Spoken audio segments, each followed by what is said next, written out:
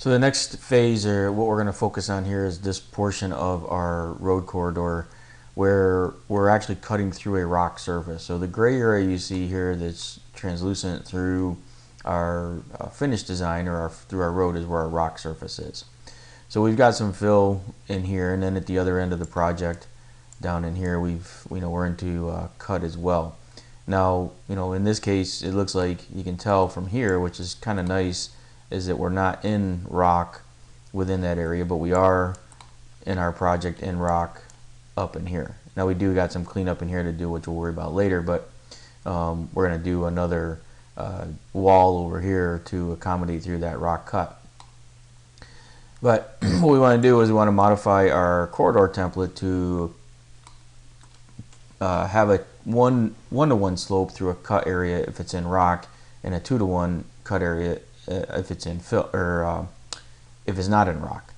So what we'll do is we will go to the corridor and we'll modify this main template. So we're going to come in here and we're going to edit that.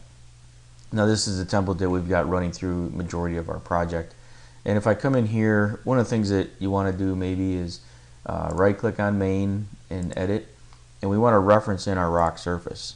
So I'm going to add that in as a reference surface, and we can see that gets displayed in our cross-section view here. And we're going to get rid of those labels, so I'm going to select this and we'll go to the properties of it, and let's turn off the labels so we don't have to look at those. So we'll close that down. And if we look here, as we start at the beginning of the road and we scroll through, you can see that we're, through that retaining wall, we're in a cut situation here, but here we're not in rock. We're well above the rock, so we're at a 2-to-1, and that's fine. That's acceptable.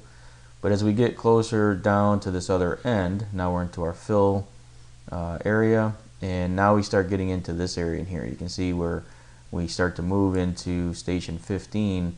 We start to get into that rock. All right, so we start cutting through that rock. So when we get through the rock, we want to cut at a 1 rather than a 2-to-1. So what we're going to do is we're going to add in an instruction, and the instruction we're going to add in is a conditional instruction. So we'll come down here, we'll pick conditional, and for a description we'll just call it rock. We'll just call it rock cut. So the condition is going to be if, and the if is if the node is below the surface, and the node that we're referring to is node number 9, and which is this node right here, right? If that node is below the rock surface, and the rock surface is selected here, we're going to add that condition.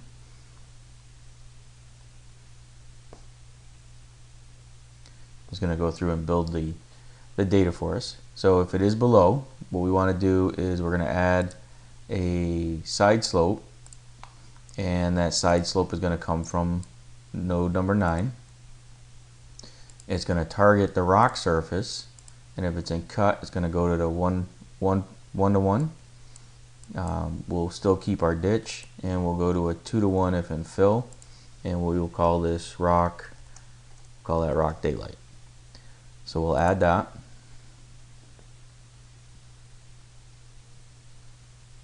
And then we'll have to do some other moving around. So now you can see that it's tying in to that rock surface there.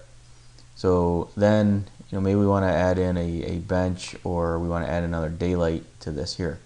So what we'll do is we will add another offset slope, and we will go from 11, and we will offset a -10, let's say. Actually, let's just, we'll go -5.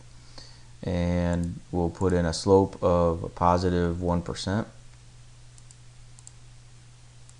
Put +1%. We'll give this a name, we'll call it bench. And we will add that. So that's going to put a bench up here, again under the same condition. So if this condition is happening, we're going to do this, we're going to put a bench in, and then from there we'll do another side slope. What we'll do here is we'll just cut back out from point 12, all right, so we'll go side slope,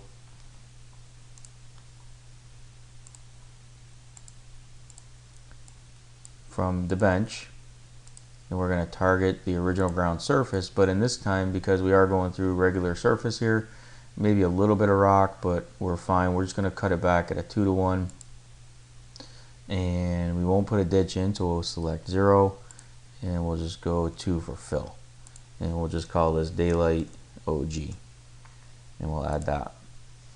So it's going to add that piece in there. Then we'll add one more condition, because we got to tell it what happens if it's not in rock. So what we're going to do is we're going to add in another conditional template, and this will be the basically else, or we'll say node above rock, and this is going to be the else statement. So you can do, there's a couple other statements you can do, but this will be the else. So basically, if it doesn't meet this first condition here, which is the side slope, then it's going to go down and do what's next. So the else, what happens here is, actually we want this to come up to that one, because we want that to be part of that condition. And then we want this side slope actually to go below this condition here. So basically what's going to happen is if that node doesn't fall below the rock, then it's just going to do the normal 2-to-1 cut. So you can see now it's not being applied to there. But if I go back to the front where we are in rock, you can see here that it's just doing the 2-to-1 cut because it's not below the rock. But then as we come down, we get towards 15, you can see here we're in rock, and there's a spot right a little bit more. Let's go 1500. Okay, so here we're right at 1500, we're above the rock still, but then as we get into the rock, it starts to change the slope. So depending on whether it's above the rock or not. Okay, so now that we have that, we can close that, and what we'll do is we'll just rebuild our surface here, because now it's going to adjust for that. Let's go and we'll turn off, well, we won't worry about that, that's fine, that's a normal message. Let's turn off our original ground surface, and now you'll see that when we're cutting through the rock, we have our bench, we have our 1-to-1 slope, right? So if we turn off the rock here, you can see it's a little bit better. So we're coming through, we're cutting in, and then we've got our normal 2-to-1 cut the rest of the way through the project. Okay.